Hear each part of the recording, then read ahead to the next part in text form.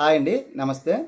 అయితే నిన్న ఒకటిన చంద్రబాబు నాయుడు గారు ఢిల్లీ వెళ్ళడం, అయితే అమిత్ షా గారితో కలవడం, అమిత్ షా గారు కూడా చంద్రబాబు నాయుడు గారిని రమ్మనడం, చెప్పడం, మాట్లాడుకోవడం జరిగింది. కొన్ని చర్చలు జరిగాయి. అయితే ఈ భేటీ సారాంశం ఏంటంటే 90% అనేది అమిత్ షా గారిని ఎవరు కలిసినా సరే అందులో రాజకీయపరమైన అంశాలు మాత్రం ఎక్కువగా ఉంటాయి. ఓ 10% అనేది ఇతరత్ర అవసరాలు ఉండొచ్చు, కానీ ఓ 90% అయితే రాజకీయ అవసరాలు మాత్రమే ఉంటాయి ఎక్కువ అమిత్ షా గారితో కలిస్తే. అయితే నిన్నటి భేటీ సారాంశం ఏదంటే రాజ్యసభలో ఎన్డీఏకి ఒక 15 మంది రాజ్యసభ సభ్యులు తక్కువగా ఉన్నారు సంఖ్యాపరంగా.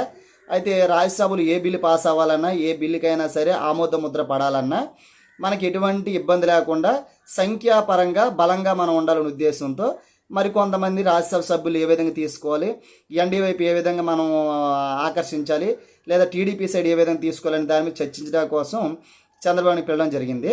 కాకపోతే ఏంటంటే నార్త్ సైడ్ అయితే మాత్రం బీజేపీ ఏ విధంగా తీసుకోవాలని దాని మీద ఉద్దేశంతో ఉంది, ఏ విధంగా తీసుకోవాలని.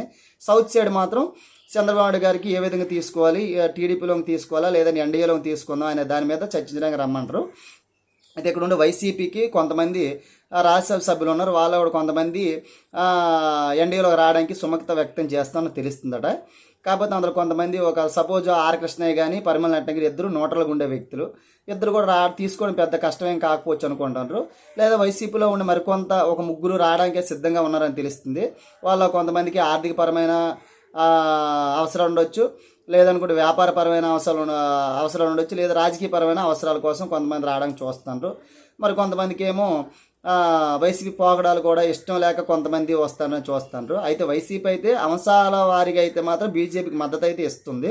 కాకపోతే బీజేపీ ఎన్డీఏ గవర్నమెంట్ ఏమనుకుంటుందంటే మనకి సంఖ్యాపరంగా రాజ్యసభలో మనం బలంగా ఉండాలనే ఉద్దేశంతో 15 మందిని భర్తీ చేయాలనే ఉద్దేశంతో ఉంది. కనుక ఈ విషయాన్ని గురించి చర్చించడానికి కోసం నిన్న కీలకమైన భేటీ అయితే మాత్రం నిన్న అదే విషయం గురించి చర్చించడానికి అయితే చంద్రబాబు గారు రమ్మడం అయితే జరిగిందట.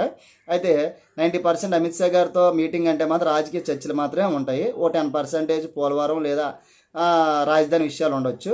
అయితే బీజేపీలో ఒక విషయం ఏంటంటే పార్టీ ప్రెసిడెంట్ ఎవరున్నా సరే రాజకీయాలకు మాత్రం కేంద్ర బిందువు అయితే అమిత్ షా గారే. దాని గురించి చర్చించడానికి మాత్రమే నిన్న భేటీ జరిగిందనే విషయం తెలుస్తుంది. Okay, thank you.